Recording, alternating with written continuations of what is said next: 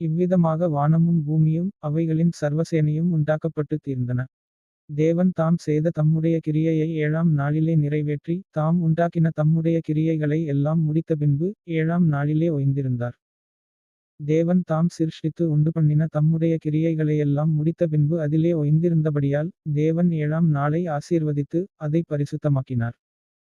தேவனாகிய கர்த்தர் பூமியையும் வானத்தையும் உண்டாக்கின நாளிலே வானமும் பூமியும் சிருஷ்டிக்கப்பட்ட வரலாறு இவைகளே.